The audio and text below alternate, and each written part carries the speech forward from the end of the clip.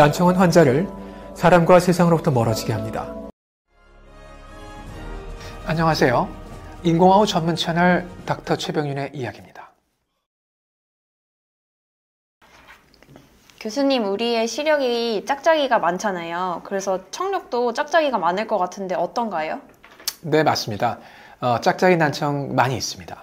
한쪽은 청력이 많이 못 듣고 나머지 한쪽은 거의 정상이거나 혹은 중간 정도로 청력이 나쁜 이런 경우가 양쪽 모두 아주 나쁜 경우보다 오히려 더 많은 경우가 있는 것 같아요. 그래서 한쪽의 청력이 아주 나쁘고 나머지 한쪽은 아주 정상인 경우가 저희가 영상도 남겼다시피 그런 형태를 일측성 난청이라고 표현하고, 짝짝이 난청 중에서 한쪽은 아주 못 듣지만은 나머지 반대쪽은 중간 정도로 못 듣는 형태, 이런 형태를 보통 우리가 비대칭성 난청이라고 합니다. 아, 역시 청력에도 짝짝이가 있네요. 네, 그렇습니다. 그러면 보통 태어날 때부터 비대칭성인 건가요? 네, 그러한 소아에서의 선천성 비대칭성 난청이 종종 있습니다. 그러면 어떤 원인으로 인해 그런 비대칭성 난청으로 태어나게 되는 건가요? 소아에서 흔히 발견되는 비대칭성 난청은 크게 세 가지로 기억을 하시면 되거든요. 첫 번째는 유전자 중에서 에바스라고 하는 전정 수도관 확장증이라고 하는 그러한 형태가 비대칭성 난청 형태로 나타나는 경우가 많고요. 그 다음에 두 번째는 바이러스 질환입니다. 선천성 거대세포 바이러스의 난청이 비대칭성 난청을 일으킨 경우가 굉장히 많아요. 마지막으로 역시 유전자 문제인데, 처음에 말씀드렸던 에바스 전정수도관 확장증 같은 경우는 비대칭성 난청이면서 진행성이거든요. 근데 이 세 번째 유전자인 GJB2에 의한 GJB2 유전자 돌연변이에 의한 비대칭성 난청은 비대칭성 난청이면서 난청이 잘 진행을 하지 않는 일종의 비대칭성 비진행성 난청, 이렇게 설명하면 될 것 같아요. 정리하면은 세 가지 이유가 주로 있고요.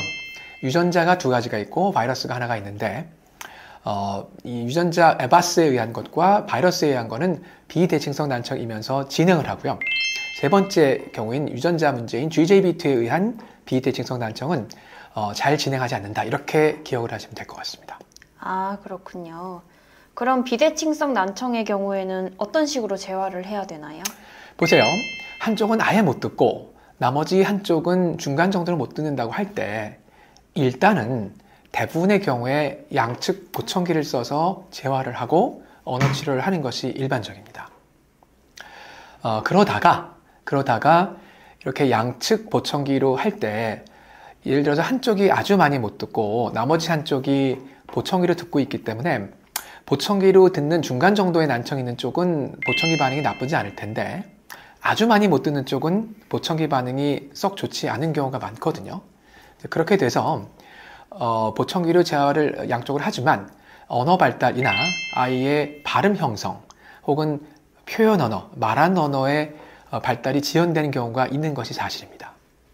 아, 그러면 발음과 표현 언어의 발달이 좋지 않은 경우에는 어떻게 하면 되나요? 양측의 보청기로 재활을 보통 한다고 말씀드렸고요. 그런데 청력이 아주 나쁜 쪽에는 보청기를 써도 그 소리 자극이 충분히 들어가지 않기 때문에 중간 정도로 나쁜 그 반대쪽의 보청기만으로 재활이 어렵거든요. 그럴 때 표현 언어와 발음에 문제가 생기면 나쁜 쪽에 인공호흡 수술을 하면 큰 도움을 받을 수가 있습니다. 아, 구체적으로 어떤 부분이 좋을까요? 아주 나쁜 쪽에 인공호흡을 했을 맞습니다. 때 충분히 만족도가 높은 방법인지 또 궁금하네요. 네네.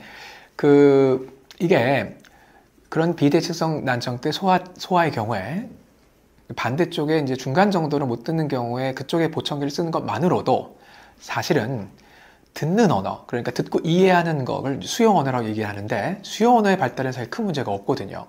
근데 표현 언어와 발음 같은 경우는 나쁜 쪽에 수술을 해서 인공호흡과 그다음에 보청기가 같이 시너지를 내게 되면은, 특히 표현 언어와 발음이 그냥 보청기로만 재활했을 때 비해서 굉장히 빨리 향상되는 걸 볼 수가 있습니다.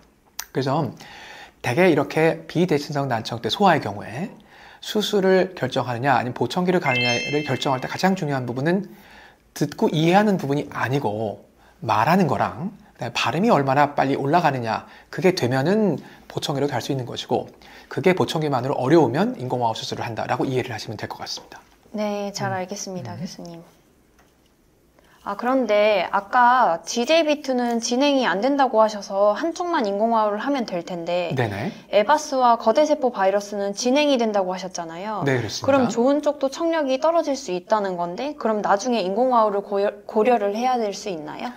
좋은 질문 주셨네요. 맞습니다. 아까 세 가지를 말씀드렸고, GJB2 같은 경우는 좋은 쪽의 청력이 꽤 많이 떨어지지 않는다고 말씀드렸던 반면에, 에바스나 선천성 거대세포 바이러스에 의한 비대칭성 난청은 좋은 쪽의 청력도 진행이 되는 경우가 많다라고 말씀드렸잖아요. 그래서 네. 보통 한쪽 일단 나쁜 쪽에 수술하고 나서 수술한 쪽과 그 다음에 반대쪽의 보청기를 한 곳과 이제 비교를 해 나가면서 좋은 쪽 청력이 이제 진행을 하게 되면서 그쪽 보청기의 반응이 나빠지게 되거든요. 그래서 결국은 어느 순간에 아이가 난청이 더 나빠지면서 좋은 쪽 청력이 난청이 나빠지게 되면서 그쪽 보청기를 안 쓰게 되고 보청기 쪽의 퍼포먼스가 이쪽 인공호흡 쪽에 비해서 너무나 많이 처지기 때문에 그런 경우에 결국 순차 양의를 좋은 쪽에 하게 됩니다. 그렇군요. 네네. 알겠습니다. 그러면 교수님, 어차피 나빠질 거라고 하면 한번 수술하는 김에 그냥 양의를 해도 될지 그런 건 어떤 기준으로 결정을 하게 될까요? 근데 그런 질문을 하시는 부모님들이 굉장히 많으신 것 같더라고요. 근데 가족분들이 생각하시기에 만약에 좋은 쪽 청력도 나중에 나빠져서 결국은 수술을 하게 된다면 나쁜 쪽 수술할 때 한꺼번에 양쪽을 하는 거를 더 선호하실 수도 있다고 생각이 되어집니다. 그렇지만 지금 좋은 쪽의 청력이 예를 들어서 한 50데시벨 정도 돼서 보청기로 어느 정도 재활이 충분히 가능하고 지금 그쪽 보청기만으로도 거의 정상 수준의 수용 언어, 그러니까 듣는 언어의 이해가 이루어지고 있는 상황이라고 한다면 이런 경우에 양쪽을 동시에 갑자기 수술하고 인공호흡으로만 재활을 하게 되면 사실은 아이가 겪게 되는 그런 심리적인, 정서적인 그런 충격 같은 건 상당할 것으로 예상이 되어지거든요. 그래서 이런 경우에 나쁜 쪽에 먼저 수술을 하고 오른쪽과 나쁜 쪽은 인공호흡, 좋은 쪽은 보청기를 어느 정도 재활을 하고 가다가 이게 진행을 하게 되니까 좋은 쪽에 보청기를 재활하는 쪽의 청력도 나빠질 거란 말이죠. 그래서 어느 순간부터 야금야금 보청기를 재활한 쪽에 퍼포먼스가 떨어지게 되거든요. 그래서 보청기의 의존도가 떨어졌을 때 그때 수술하는 것이 사실은 아이한테 큰 데미지를 정서적인 걸 주지 않고 스무드하게 이제 연착륙을 할 수 있는 그런 좋은 방법이라고 저는 생각하고 있습니다. 물론 이럴 때 좋은 쪽의 청력이 예를 들어서 한 50데시벨이 아니고 한 70데시벨, 80데시벨이라고 한다면 양쪽을 한꺼번에 하는 것도 언어 평가를 결과를 본 다음에 고려해 볼 수 있는 사항이기도 합니다. 네, 잘 알겠습니다. 네, 교수님. 감사합니다. 네, 감사합니다.